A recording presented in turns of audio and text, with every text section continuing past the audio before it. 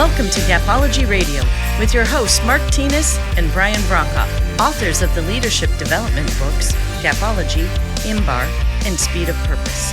At Gapology, our purpose is to help leaders achieve their greatest potential.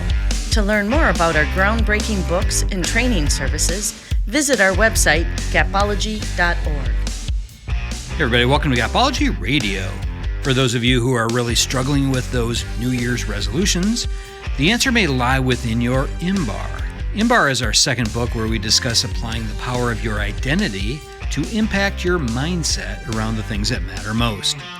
Your identity, how you see yourself, and the mindset it produces are two of your most powerful tools in your tool belt. And in IMBAR, we lay out methods to make the most of your efforts. You can find IMBAR on Amazon.com or wherever you buy your books online. And you can find a link on our own website, Gapology.org. And as for tonight, we'll be continuing our series on why leaders matter, where we'll look at it through the lens of commitment. So let's go ahead and jump right in with Mark Tinas. Hey, Mark, how are you doing? Good, Brian. How are you? I am excellent. So we had a little event over the weekend. I'm not sure if you remember. No, I can't remember that far back. What was it?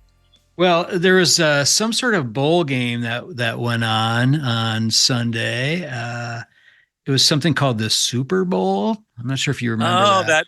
I vaguely remember something about a Super Bowl. There's a winner and a loser, right? Right, there is. Yeah, and you know, on the winning side, it happened to be the Kansas City Chiefs. Wow. Well, I'm proud you won the $1 million bet that we had. So yeah. Well done. Yeah, great. The check's great. in the mail. Okay. Check's in the mail. All right. I will be waiting for it. I'll be sitting by the curb waiting for that truck to pull up. Yeah. No, it was a great game, and the Chiefs really did well. So congrats. Yeah, it was back and forth. It was so stressful. I don't know if you get stressed out like I do, but I lose my mind when I'm watching these games. It's kind of sad, actually. Yeah, no, I don't have that issue, but it was fun. We had family over, and we had a great time. Oh, good. Yeah, it was kind of back and forth, and it was a tight game. The 49ers played a great game too, though. It was really a defensive game, I thought. I thought both offenses really couldn't get a whole lot going. Well, and the Niners definitely could have won the game, so it's good for them to look at those things and close the gaps maybe for next year. Definitely. Absolutely. They should definitely reflect on that. And I know we talked about our Gapology Bowl. So the interesting thing, last week I forgot to dig up any sort of results. So I was quickly going through and looking for comments and, likes and that kind of thing. So I went through your LinkedIn. I don't know if you realize that. So I went through that and I looked at, you had 9 people give you the thumbs up or make a comment. Not 9,000? 9? No, just 9. Oh, how many did you have? And I had 19. So well, there you go. So there must be just happened. more Chiefs fans out there, I guess. I don't know. But anyway, so that's good. We'll have to do it again next year. Yeah. I'm sure it'll be the same 2 teams. Yeah, for sure. Well, I'm very committed to that, and I know you are too. And so I think commitment might be a good topic tonight. So we're continuing our Leader Matters series. And tonight we're going to talk about commitment. And when we look at teams' levels of commitment, we know for a fact, we've seen it over and over and over again, that strong leaders, those who are committed themselves, are really always leading the teams that are the most committed. So I'd love to talk through this with you, Mark. Yeah, let's jump right in. Okay, sounds good. So the Leader Matters, again, a great topic for this conversation. And the thing that's strikingly clear is that the leader's commitment matters. And the other thing is it's very transparent. Your team sees it. They know what you're committed to, what you're not. So you are very transparent here. So you have to think about that because it has a huge impact on the team. Absolutely. They're always watching everything that you do. And if you are saying something's important, but you're really not committed to it, they will absolutely see that. Yeah, it's everything you do and everything you don't do. Mm-hmm. And it's how you discipline the team, how you motivate the team, your commitment to whatever we're talking about is very, very clear. We talked, last week about, when a new process rolls out, the DABA ladder, and how you have to get over that wall in the middle, and the team sees that. This is really a continuation of that, because your commitment is transparent. It's evident to the team. Right. Absolutely. The other thing is that it really matters because it inspires the team. So when you're committed to something, the team is engaged around that, and it will drive performance to totally different levels. So you've got to consider your level of commitment and how that will impact the team's performance. You can drive up engagement to record levels, and we found that with high engagement comes high performance. So if you're not performing in something, again, look in the mirror, look at your own commitment, maybe redevelop some of the tactics and communication around that, and it can really have an impact on performance. Yeah, definitely. I like what you said there around the commitment inspires others. And I hadn't thought about inspiration before you said that. And I think that is important. Oftentimes as leaders, we're looking for ways to inspire teams to take action, inspire teams to do different things, to buy in and so forth. But one of the best ways certainly is for your own commitment to be there. It really will inspire others. Yeah, when a leader is committed to something, it inspires the team. Yeah. They don't have a lot of choice in many cases, but it actually will lift them up. And the other thing it creates is what's called emulation. So they will begin to emulate the behavior of the leader when the leader is highly committed to something. And often through that emulation, they'll innovate and come up with other ways to execute around that thing. And it can really bring performance to new levels. So your commitment matters. So be vocal about it, be transparent about it, and it will impact the team. Yeah, definitely. And it made me think about so years ago I worked with a team that our leader was super passionate about philanthropy, about giving back to the community. And I had always done kind of the basic things that were expected within a team, but he was so passionate about that.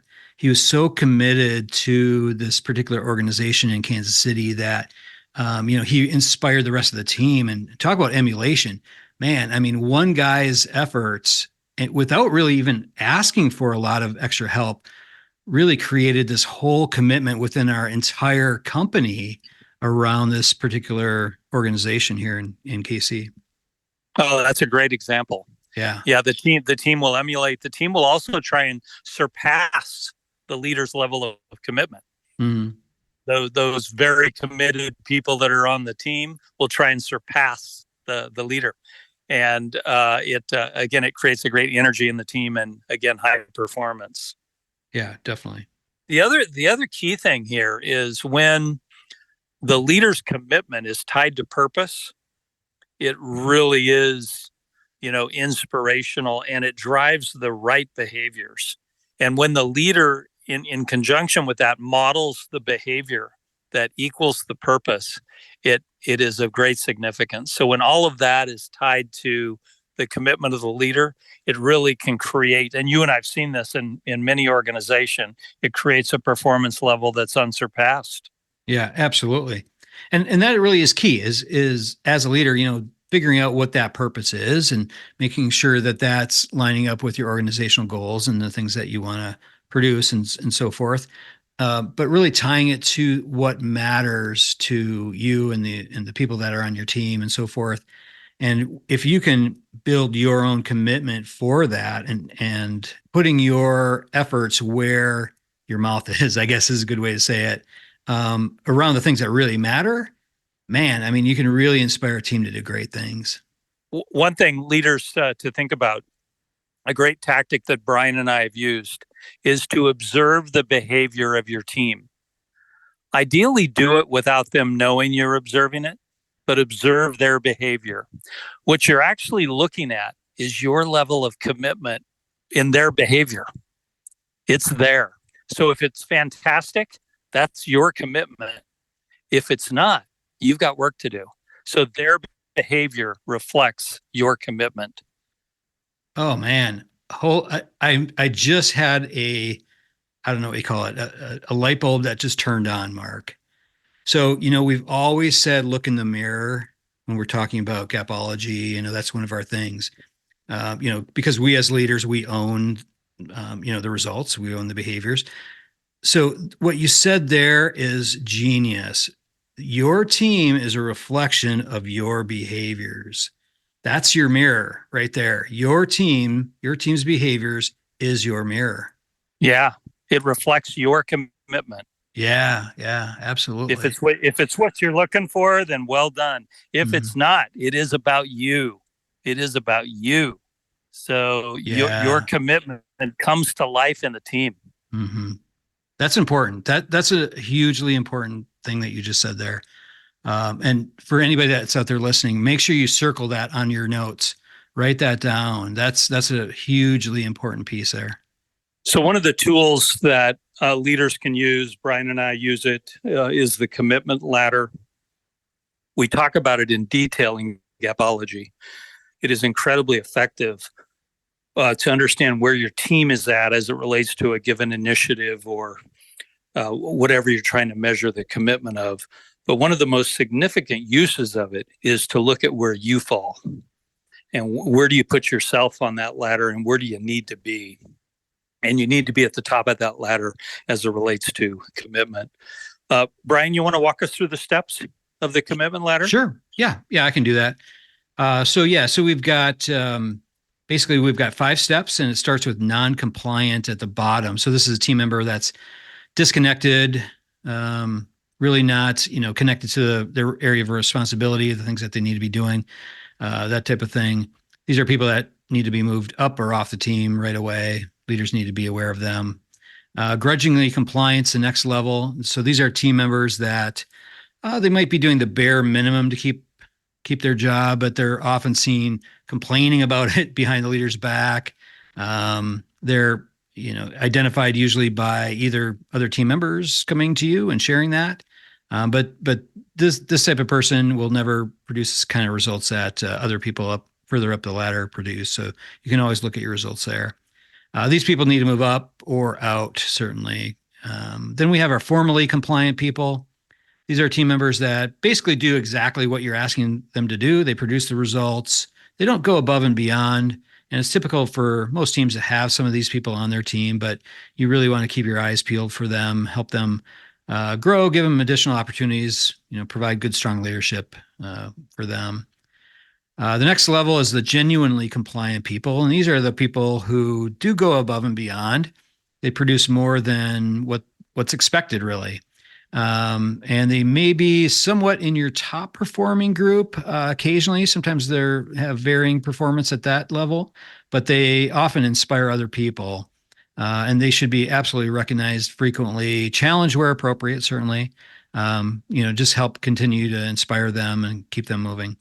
And then the committed level is the top. So these are people who are highly committed to the results that you're going after, the expectations, whatever you're measuring your commitment on. These are kind of the top of the ladder. So these are some of the people that need to be consistently recognized, rewarded, supported as well to keep them at that top level. And that, as a leader, is where you need to be. And the other thing that happens in that commitment level is innovation. Mm-hmm. So often the innovation for what you're going after happens right there. And you can really be the industry leader when you get a group of people that are committed. You'll come up with things that others just are not doing, and you can totally out execute everyone. So the commitment ladder is key for you as a leader. You have to know where each of your team members falls. And again, you can observe that in their behavior. You can observe that. You can see it in their results, their performance. And then you always have to understand where you're at and how to be that committed level, because again, that will inspire and cause them to emulate, what you're doing. Yeah, absolutely. The other thing to think about too is your leadership rhythm for each of these levels. So I would plan this out ahead of time, know how you would lead people at each of these different levels, build that into your leadership rhythm. So when you're reflecting on your results and you're looking at the behaviors driving those results, you'll have a plan of attack that you can start with, and you can certainly flex it for the individual, but having some sort of plan so you kind of know where you need to start. Yeah, no, that's well said. The bottom line for me on this topic is that out of all the groups and organizations you and I have worked with, we've seen a lot of leaders that were very committed, and their commitment was contagious. The team was motivated by it, and it created a performance level that was unsurpassed. So the leader's level of commitment is transparent to the team. They see it, and they will attempt to emulate it. So if commitment is low, team performance will generally be low. But if commitment of the leader is high, again, it's contagious, and it'll drive the team to new heights. Yep. Yeah, absolutely. So if you feel like you're not committed to something, if you see something that, God, I just don't believe in this. So it's important that you take a step back and you say, all right, so how do I learn more about this? How do I get committed? How do I get on board? Who do I need to talk to?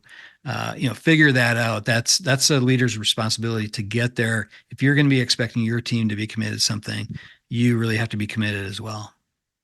And we've seen that happen, and we've had that happen to us. And what we've done often is innovated to make it work at a totally different level, and share that with our leader and the rest of the team, and try and come up with a way to execute it at a level that would be considered great. But performance is very much dependent on the commitment of the leader. We were in a retail environment, and sometimes you would see the leader who had been preaching about customer service, spend the day walking by customers like they didn't exist. Yeah. Yep. That doesn't work. That speaks very loudly to the team that, well, the customer doesn't really matter. But when that leader will step in and, show a behavior that the team can all aspire to, it changes everything. Yes, absolutely. Yeah, they matter most. That's for sure. Okay. So, great topic. This is good, Mark. I think some excellent points here. So everybody think about that. The leader's commitment matters most. Make sure you tie it to purpose. Align your expectations. Make sure you get comfortable with the commitment ladder to measure the progress of the commitment on your team. Build that stuff into your leadership rhythm, and you'll win. All right, and I'll call Shanahan and make sure he's got this in his notes, for Okay. the 49ers. So. Okay, sounds good. Have them listen to the podcast, and there'll be a blog also that along with this one, so have them read that as well. You got it. All right, cool. All right, Mark, well, have a great week. Thanks, Brian. You too. Yeah, all right, we'll see you.